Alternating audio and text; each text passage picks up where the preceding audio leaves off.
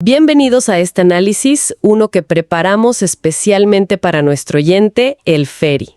Hoy nos vamos a sumergir en un resumen muy denso y directo de un capítulo del Libro de Mormón, 2 Nefi 9. Y cuando dices denso, creo que te quedas corta. Totalmente. El texto que nos compartieron lo describe como, y cito, uno de los tratados doctrinales más profundos de esa obra. Ajá. Habla de una exposición con claridad quirúrgica de temas enormes como la caída, la expiación, la resurrección, el juicio, bueno, de todo. Claro. Así que nuestra misión hoy será, pues, desempacar estas ideas tal y como las presenta este resumen para entender la lógica y la estructura de un argumento teológico que es, bastante intenso. Claridad quirúrgica es la frase perfecta. De hecho, el propio resumen sube las expectativas desde el principio. Fíjate que compara este capítulo con el libro de Romanos en la Biblia. ¡Ah, mira! Sí, en términos de su intensidad teológica, eso ya nos dice que no estamos ante una simple historia o una parábola. No. ¡Para nada! Lo que vamos a explorar es un esqueleto doctrinal muy bien definido, casi como un argumento legal o filosófico. Parte de un problema cósmico y presenta una solución igualmente monumental. Aquí no hay ambigüedades. Muy bien, entonces, a desempacar esto. El texto arranca sin preámbulos, directo al problema central. Directo al grano. Sí. El problema que, según Jacob, el autor del capítulo, enfrenta toda la humanidad. Y no es un solo problema, habla de 2 muertes. Eso de entrada ya suena, pues, increíblemente desolador. Sí, es un punto de partida diseñado para captar toda la atención. Las 2 muertes se definen con, mucha precisión. A ver, primero la muerte física, que es simple, la separación del cuerpo y el espíritu. Algo que, como dice el texto, pues nos pasa a todos. Claro, inevitable. Pero luego está la segunda, la muerte espiritual, que se define como la separación de Dios. Y es aquí donde el resumen se vuelve brutalmente honesto sobre las consecuencias si no hubiera una intervención. Y con brutalmente honesto te refieres a las imágenes que usa, que son, bastante gráficas. Muchísimo. Describe un escenario de carne podrida, en un estado espantoso y espíritus sujetos al diablo para siempre. No se anda con rodeos. Para nada. Y la frase clave, la que parece resumirlo todo, es: sin Cristo, la existencia humana sería un fracaso total. Es una declaración absoluta y fundamental para todo lo que viene después. Lo fascinante aquí es cómo se establece el escenario. Se está construyendo un argumento desde los cimientos. Primero tienes que entender la escala de la catástrofe. Claro, la magnitud del problema. Exacto. Desde esta perspectiva, la condición humana por defecto es, digamos, terminal. Y en 2 frentes distintos y simultáneos. El cuerpo se descompone y el espíritu queda permanentemente exiliado. Entiendo. Sin entender la gravedad de estas 2 muertes, la solución que se propone más adelante, pues no tiene el mismo impacto, ni la misma lógica. Es una base de desolación casi total. Entonces es una estrategia retórica, ¿no? Se pinta el peor escenario posible para que la solución no parezca solo buena, sino milagrosa. Milagrosa y absolutamente necesaria. Un callejón sin salida existencial. Y si ese es el problema de 2 caras, la solución lógicamente también debe tener 2 partes. Exactamente. Y la primera parte de esa solución, según nos presenta el resumen, ataca directamente la primera muerte. Es la resurrección. Una consecuencia directa de la expiación. El texto es muy enfático en esto. Todos, sin excepción. Todos. Usa las palabras justos e injustos. Serán resucitados. El cuerpo y el espíritu se vuelven a unir. Con esto, se elimina por completo la posibilidad de lo que el resumen llama una muerte eterna física. O sea que el problema de la carne podrida queda resuelto para todos. Para todos. Ok, entonces el primer problema, el de la aniquilación física, está resuelto. Incondicionalmente. Pero me imagino que ahí viene el pero. Sería demasiado simple si la historia terminara ahí. Ahí es exactamente donde el argumento da un giro crucial. Y es una distinción teológica clave que a menudo se pasa por alto. Cito directamente del texto que nos compartieron. La resurrección universal no implica salvación universal. ¡Wow! Es una declaración contundente, diseñada para sacudir a quien lee. Claro, es un punto de inflexión. Es como decir, Te hemos devuelto al juego, pero ahora tienes que jugar. Justo eso. El rescate del cuerpo está garantizado, pero eso no significa que el problema de la separación de Dios, la muerte espiritual, se haya solucionado. Eso sigue sobre la mesa. Precisamente. Resolver la muerte física es solo el prerequisito para el siguiente paso. Si todos están vivos de nuevo, con cuerpo y espíritu reunidos, ¿qué pasa entonces? No pueden simplemente volver a la vida como si nada. Exacto.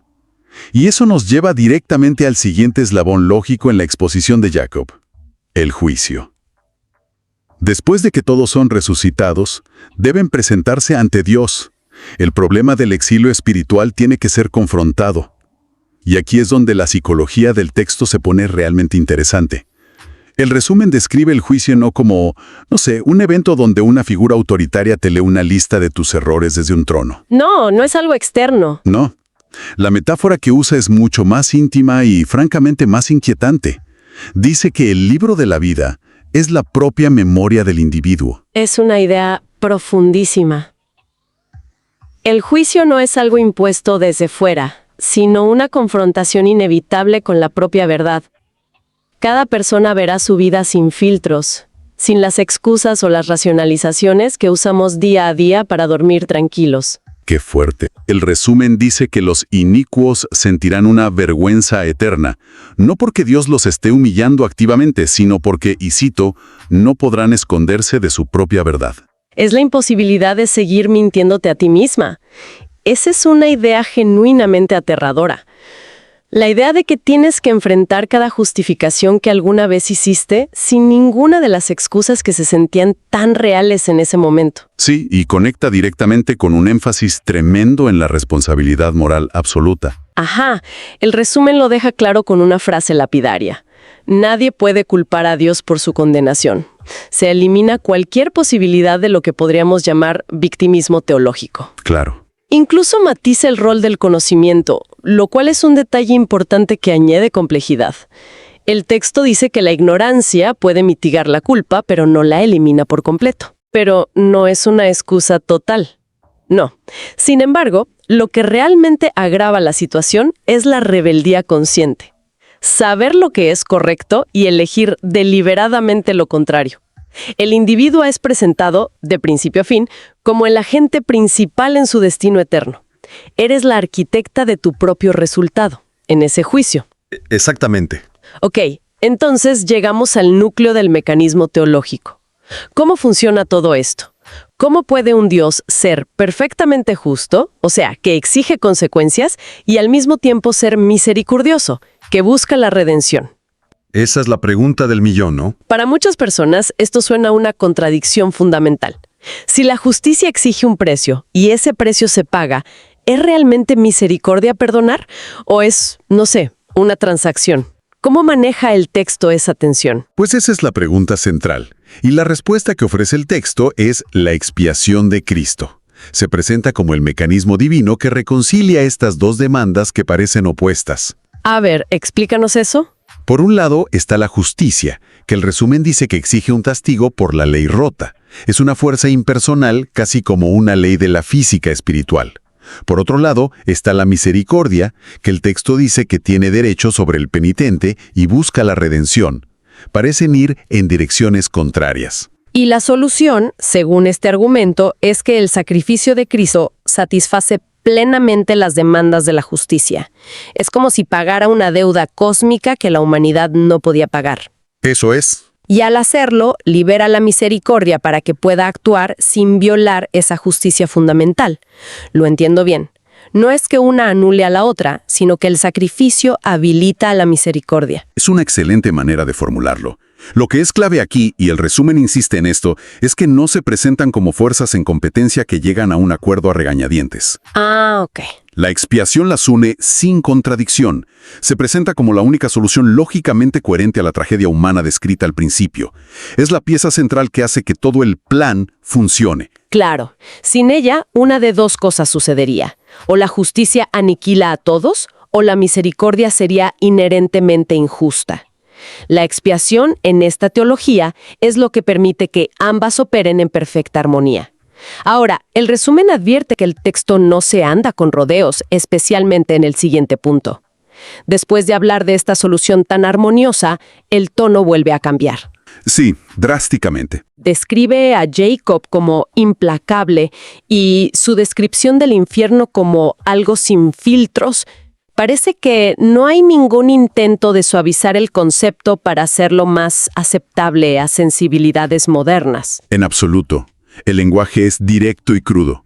El infierno se define como un estado de miseria espiritual y el dominio del diablo. Es el destino, según el texto, de quienes eligen la iniquidad de forma deliberada y persistente. Y la frase clave que mencionas es: el infierno es para los que mueren en sus pecados. No hay ambigüedad. Ninguna. E incluso da una lista de lo que el resumen llama conductas condenatorias. Menciona el orgullo, las mentiras, la inmundicia sexual, la deshonestidad, la idolatría. Sí, una vista bastante específica. Y luego hace una afirmación muy fuerte. Enfatiza que el problema moral del hombre es voluntario, no accidental. Esa es una distinción muy dura. Separa un simple error o una debilidad de una elección consciente. ¿Qué busca el texto con eso? Creo que el propio resumen nos da la respuesta.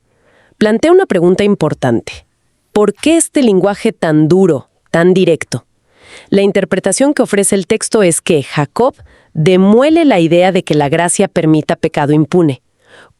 Demuele la idea. Es una crítica frontal a cualquier teología que pueda interpretarse como una licencia para actuar mal. La idea de puedo hacer lo que quiera porque al final seré perdonado de todos modos. ¡Wow! El lenguaje del resumen es igual de fuerte. Y luego viene esa otra frase, que me parece muy potente. Lo describe como un golpe directo al sentimentalismo teológico moderno. Ajá, esa frase es clave. La idea de que a veces se presenta a un Dios acuático, sin forma, sin bordes, sin exigencias, una deidad que solo afirma y nunca desafía, es una crítica muy directa a ciertas formas de hablar sobre la fe hoy en día. Exacto. La intención, según este análisis, no es agradar, no es consolar en el sentido superficial de la palabra. La intención es despertar. Despertar. Es acudir al oyente para que tome conciencia de la gravedad de las decisiones morales. Es una teología de consecuencias, donde las acciones tienen un peso eterno y real. El objetivo no es hacer que la gente se sienta cómoda, sino hacer que se sienta responsable. Entonces, después de este recorrido tan intenso, el problema de las dos muertes, la solución parcial de la resurrección, el juicio de la autoconciencia y las consecuencias sin filtro, ¿a dónde los lleva todo esto? Todo parece reducirse a un punto final, a una decisión. Así es. La conclusión lógica de todo el argumento es que al final del día, todo se reduce a una elección clara, sin puntos intermedios. No hay una tercera vía ni una zona gris. ¿Es blanco o negro? Las dos opciones que presenta Jacob son binarias y mutuamente excluyentes. Por un lado, la vida eterna, que se alcanza a través de la obediencia y la aceptación del plan ofrecido a través del Santo de Israel, como lo llama. Ok. Y por el otro, la muerte eterna, la espiritual, que es el resultado inevitable de la sumisión al diablo. Y la invitación final que se describe en el resumen es totalmente coherente con el tono de todo el capítulo, ¿no? Se la califica de directa, urgente y sin sentimentalismo. Tal cual. No es una súplica suave, sino un llamado a la acción casi marcial. Arrepentirse ahora, no gastar la vida ni el dinero en lo que no satisface, y venir a Cristo. Es un cierre que no busca aplausos, sino una decisión. Y para encapsular toda esta teología, el resumen destaca un versículo que parece ser el corazón palpitante de todo el mensaje. A pesar de la dureza de la justicia y la aterradora realidad del infierno, el punto culminante es un estallido de asombro. A ver. ¡Oh, la grandeza de la misericordia de nuestro Dios, el Santo de Israel! Es fascinante que, después de todo el rigor, el clímax sea la gratitud. Es un contraste muy fuerte. Sí. Esa misericordia solo puede apreciarse en su totalidad cuando se ha entendido la profundidad del problema que resuelve. La conclusión que nos deja el resumen es simple pero increíblemente poderosa. La justicia sin Cristo es desesperación. Es el escenario inicial, el de las dos muertes sin solución. Pero la justicia con Cristo es esperanza eterna. Ese es el eje sobre el que gira todo este complejo argumento. Es un argumento completo de principio a fin. Parte de una premisa desoladora, presenta una solución divina que es a la vez universal y condicional, establece la total responsabilidad del individuo en el proceso y termina con una elección radical e ineludible. Es, como decía el resumen al principio, un verdadero tratado doctrinal en toda regla. Así que, partiendo de un problema existencial de dos muertes, el resumen de 2 Nefi 9 nos ha llevado por una estructura muy rigurosa, una solución universal para el cuerpo, un juicio de autoconciencia para el espíritu, un mecanismo divino que une la justicia y la misericordia. Y una lección final ineludible, un recorrido intenso sin duda. El resumen lo llama una disección del plan de salvación sin anestesia, y creo que es la descripción perfecta. Está diseñado para despertar, no necesariamente para consolar en primera instancia. Claro. Y esto nos deja con una reflexión final para nuestro oyente. En un mundo que a menudo busca consuelo, afirmación y bienestar emocional en la espiritualidad, ¿cuál es el rol o el valor de un mensaje teológico que prioriza la claridad rigurosa y la responsabilidad radical por encima del confort inmediato?